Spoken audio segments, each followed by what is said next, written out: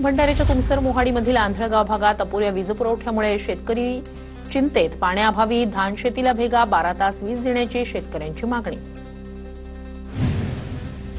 पुण्याच्या शिरूरमधील पिंपरी दुमालामध्ये 9 किलोपेक्षा जास्त वजनाचं कलिंगड, 2 एकरामध्ये 68 टन कलिंगडाचं भरघोस उत्पादन। वाशिमच्या रिसोड तालुक्यात करडईचं क्षेत्र वाढलं, कृषी विभाग कृषी विद्यापीठाच्या मार्गदर्शनाखाली उत्पादनही वाढणार। जळगावच्या बोदवडमधील धानखेडा शिवारात काढणी केलेला हरभरा चोरट्यांकडून लंपास। अज्ञात चोरट्यांनी हरभरा लंपास केल्यानं 2 ते 3 शेतकऱ्यांचं मोठं नुकसान। धाराशिव जिल्ह्यातील 542 ग्रामपंचायत सदस्यांचं सदस्यत्व रद्द, वेळेत जात वैधता प्रमाणपत्र सादर न केल्यानं कारवाई। उमरगा तालुक्यात सर्वाधिक 145 ग्रामपंचायत सदस्यांवर कारवाई।